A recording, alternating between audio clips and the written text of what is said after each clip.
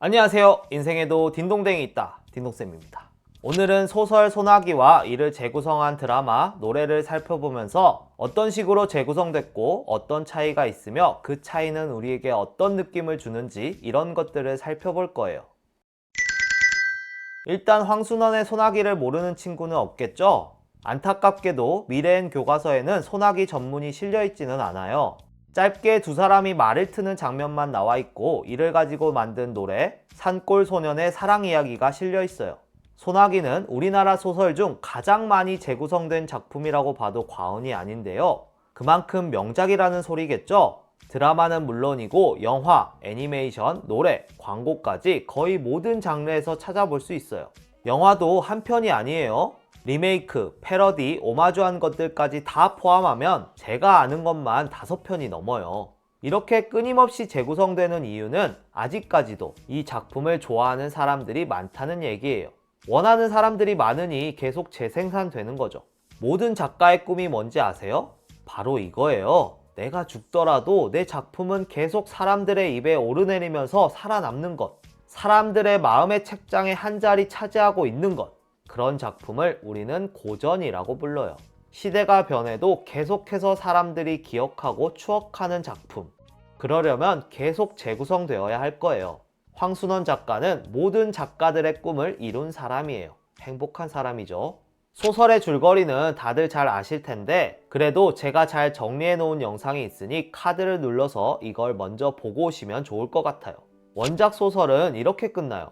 옆방에서 소년의 부모님이 소녀가 죽은 것에 대해 얘기하는데요. 그걸 소년이 숨죽이며 듣고 있죠. 마지막 부분에 소녀의 유언이 나와요. 자기가 죽거든 자기가 입던 옷을 꼭 그대로 입혀서 묻어달라고 했대요. 왜 그런 말을 남겼을까요? 결정적인 순간에. 분홍 스웨터는 소년과의 추억이 담겨 있어요. 소녀가 엎일 때 소년의 등에서 진흙물이 옮았거든요. 스웨터를 보면 그날의 기억이 떠오르겠죠? 비에 온몸이 젖었지만 마음만은 따뜻했던. 그래서 그랬나봐요. 이렇게 갑자기 뚝 소나기가 그치듯 소설은 끝이 나게 됩니다. 어때요? 굉장한 여운이 감돌죠? 혼자 남겨진 소년은 어떤 심정이었을까요? 저는 소년이 측은하더라고요. 이게 제일 힘든 거 아니에요?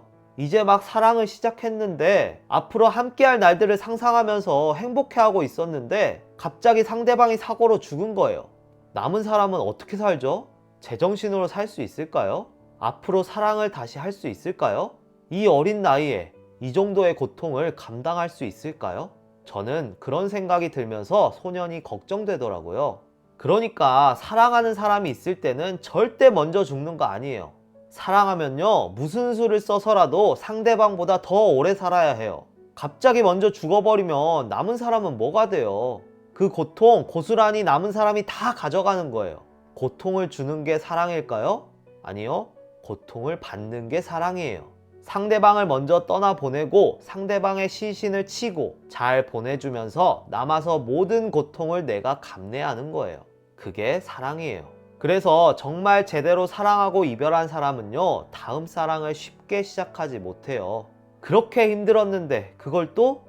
이런 생각이 먼저 들면서 겁이 나거든요. 사랑은 아픈 거예요. 남녀가 둘이 신나서 놀러 다니는 게 사랑이 아니라고요. 그건 그냥 연애 놀이죠. 사랑은요, 큰 나무 같아서 무럭무럭 자랄수록 그림자도 커져요. 사랑하니까 이별하면 아픈 거예요. 사랑하지 않으면 아프지도 않아요. 여러분도 어머니가 아프면 아프죠? 옆동 아주머니가 아프면 아파요? 안 아프죠? 그래서 이렇게 말해도 되겠죠. 사랑하는 만큼 아프다고. 그래서 제대로 사랑을 한 사람은 그 아픔의 그림자에서 헤어나오지 못하기도 해요. 저는 소년이 그럴까봐 걱정이에요. 여러분은 그런 생각 안 드셨나요? 그래서 그랬는지 여미로 각본의 드라마 소나기는 좀 결말을 다르게 처리했더라고요. 한번 보고 올까요?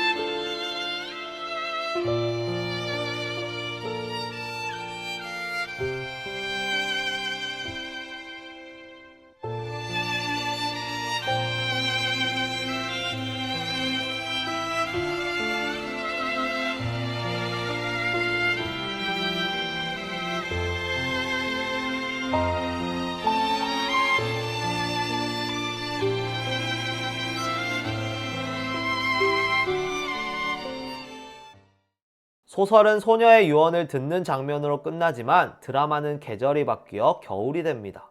여느 때와 같이 나무를 하다가 첫눈을 맞이하죠. 집으로 가면서 소녀가 물장난하던 징검다리에 앉아봅니다. 그러고선 주머니에서 조약돌을 꺼내요. 조약돌은 소녀가 "이 바보!" 하면서 소년에게 던졌던 거예요. 소녀를 떠오르게 하는 매개체죠. 조약돌을 보면서 소년이 이제 어떻게 하죠? 입가에 미소가 번지죠? 이게 의미하는 바가 뭘까요? 만약 소년이 소녀와의 이별을 극복하지 못했다면, 여전히 소녀를 떠올리는 것만으로도 괴롭고 고통스럽다면 과연 이렇게 조약돌을 보면서 미소를 지을 수 있었을까요? 어쩌면 한동안은 그 조약돌을 보는 것조차 괴로워서 어디엔가 치워뒀을지도 몰라요. 연인이 헤어지면 가장 먼저 하는 게 뭐예요?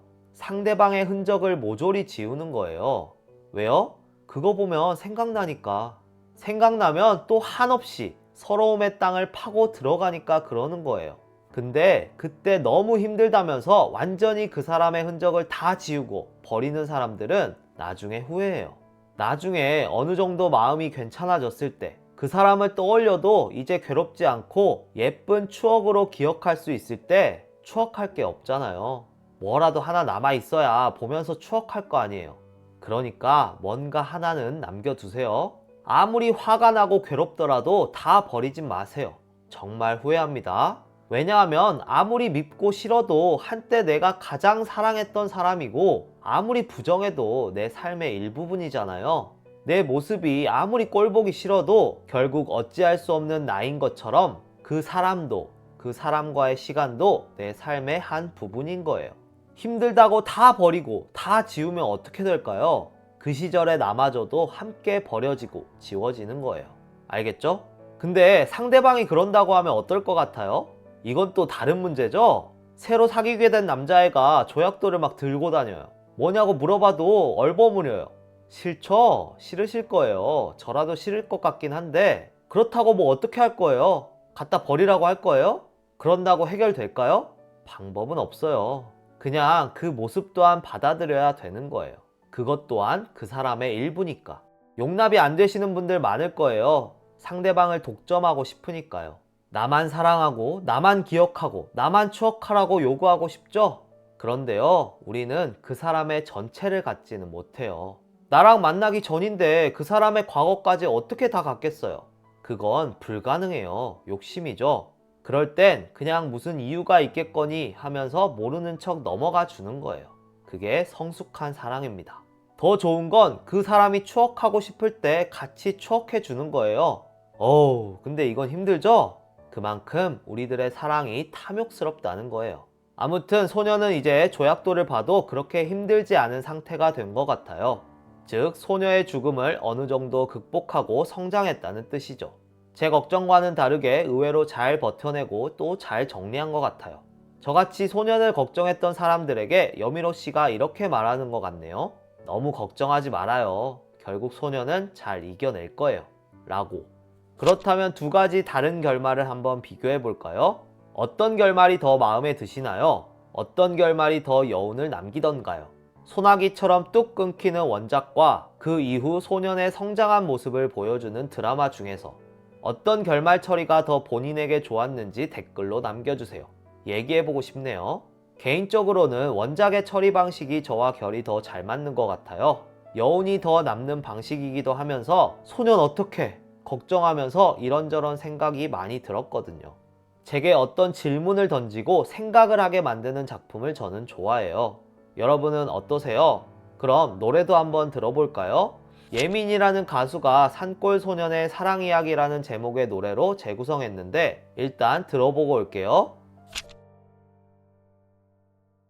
이 노래가 드라마 소나기의 OST가 아니거든요. 근데 너무 잘 어울리죠? 30년 전 노래라 너무 올드하게 느껴지면 어떡하지 걱정했는데 다 듣고 나면 이거 OST라고 해도 될 정도로 너무 잘 어울려요. 목소리가 일단 많이 독특해요. 첫 음을 들으면서 목소리가 좀 깬다는 생각이 들었는데 아니에요. 오히려 너무 날카롭거나 너무 묵직한 사람이었다면 이 노래와 어울리지 않았을 것 같아요. 억지로 아이들처럼 순수하게 부르려고 했다면 또 거북했을 텐데 목소리 자체가 순박한 분이라서 이질감이 느껴지기보다 소나기와 너무 잘 맞는다는 생각이 들었어요. 게다가 잔잔하기만 한 멜로디가 아니고 후렴에서 확실한 고조를 줬죠. 그래서 소나기를 떠올리며 듣는 사람들의 감정에 파동을 일으키기에 충분했어요. 수업을 준비하면서 듣고 수업하면서 듣고 편집하면서 듣는데도 마음이 여전히 몽글몽글해집니다. 그럼 가사를 좀 보죠. 풀잎새 따다가 엮었어요. 예쁜 꽃송이도 넣었고요. 원작에서 소년이 풀숲을 이리저리 돌아다니며 꽃을 따서 꽃묶음을 만들어 소녀에게 주죠. 그 장면을 가사로 쓴 것 같아요. 그대의 노을빛에 머리 곱게 물들면 예쁜 꽃모자 씌워주고파. 이미 꽃묶음을 만들어 줬는데 또 꽃모자도 만들어 씌워주고 싶대요. 이게 사랑이에요. 하나를 주고 하나를 받으려고 하는 게 아니고요. 하나를 주면서도 또 주고 싶은 마음이 드는 게 사랑이에요. 이 구절을 보면 신나게 꽃모자를 만드는 소년의 모습이 떠오르네요. 냇가에 고무신 벗어놓고 흐르는 냇물에 발 담그고. 이건 소녀를 기다리는 소년을 묘사한 부분 같네요. 언제쯤 그 애가 징검다리를 건널까 하면 가슴은 두근거렸죠. 누가 길을 막고 안 비키면 가슴이 두근거리나요? 짜증이 나죠? 근데 소녀는 두근거린대요. 어떤 마음이죠? 한편으로는 소녀가 비켰으면 하지만 또 한편으로는 어때요? 안 갔으면 하는 거예요. 그래서 언제 갈까 하면서 두근거리고 가버리면 어쩌지? 하면서 또 두근거리는 거예요. 이 마음 이해되시나요? 흐르는 냇물 위에 노을이 분홍빛 물들이고 어느새 구름 사이로 저녁달이 빛나고 있네. 갑자기 시간이 저녁으로 바뀝니다. 어두워지고 있어요. 어떤 걸 암시한다고 볼 수 있을까요? 그렇죠. 소녀의 죽음이죠. 저물어가는 해는 죽음을 암시한다고 할 수 있어요. 노을빛 냇물 위에 예쁜 꽃모자 떠가는데 꽃모자가 왜 냇물에 떠내려갈까요? 네, 꽃모자를 만들어 놨는데 어때요? 줄 사람이 없는 거예요, 이제. 그래서 그냥 냇물에 떠내려 보낸 것 같아요. 어느 작은 산골 소년의 슬픈 사랑 얘기. 노래는 이렇게 마무리됩니다. 이 노래는 가사는 어떻게 써야 하는지 정말 잘 보여주는 교과서 같은 작품이에요. 지지부진하게 소나기의 줄거리를 요약해 놓지 않았어요. 어떤 포인트를 잡아 그 하나의 포인트를 가지고만 가사를 썼어요. 여기서 포인트는 꽃이에요. 꽃으로 만든 꽃송이와 꽃모자가 나오는데 이 두 가지 객관적 상관물을 가지고 소년의 감정을 효과적으로 드러내고 있어요. 객관적 상관물이라는 건 쉽게 말해 화자의 감정을 간접적으로 대신 드러내주는 사물인데요. 저번에 랩 가사를 비평하면서도 얘기했지만 감정이 직접적으로 나오면 유치해져요. 만약 소년이 널 정말 죽도록 사랑하고 있어. 보고 싶어. 제발 돌아와. 이러면 어때요? 눈물이 나오려다가도 도로 쏙 들어가요. 뭐든 노골적이고 직접적인 건 감동과 멀어지는 길이에요. 감동은 간접적으로 드러나는 상황이나 사물을 내 마음 안으로 가지고 와서 곱씹어 이해가 되고 공감이 될 때 비로소 가능한 것이니까요. 이 노래에서 핵심적인 객관적 상관물은 꽃모자예요. 소녀를 생각하는 소년의 감정을 직접 드러내지 않고 예쁜 꽃모자 씌워주고파 하면서 간접적으로 드러내고 있어요. 난 매일매일 널 생각하고 있어. 이러면 너무 유치하잖아요. 꽃모자를 가지고 와서 열심히 꽃모자를 만드는 소년을 상상하게 만들고 있어요. 자연스럽게 독자는 소년이 소녀를 계속 생각하고 있다는 걸 알게 되죠. 가사는, 시는 이렇게 쓰는 거예요. 소녀의 죽음과 그로 인한 슬픔은 어떻게 드러내고 있죠? 돌아와, 너 없이는 하루도 살 수 없어. 이렇게 직접 드러내고 있나요? 아니죠. 소녀에게 주려고 열심히 만들었던 꽃모자가 냇물에 떠내려가는 모습으로 간접적으로 드러내고 있어요. 어디에도 슬프다, 그립다라는 말은 나오지 않지만 우리는 거기서 슬픔과 그리움을 느끼게 돼요. 쓸쓸히 떠내려가는 꽃모자를 상상하면서요. 사실 그냥 꽃모자일 뿐인데 우리는 거기서 쓸쓸하게 죽은 소녀를 떠올리고 상실감에 허덕이는 소년의 마음을 떠올려요. 이 정도면 저는 한편의 시라고 봐도 좋을 정도로 아주 문학적으로 훌륭하다고 봐요. 여러분은 어땠는지 댓글로 남겨주세요. 함께 얘기해봤으면 좋겠습니다. 뒤에 학습 활동이 쭉 이어집니다. 원작 소설과 비교하면서 어땠는지 감상을 써보는 활동인데요. 이 작품은 그렇게 교과서처럼 얘기하고 싶지 않으니 과감하게 패스하겠습니다. 그래도 혹시나 정리를 원하는 친구들이 있을 수 있으니까 잠깐 멈추고 적을 수 있게 사진을 집어넣어 놓을게요. 그럼 여기까지 딩동댕 딩동쌤이었습니다. 빠이.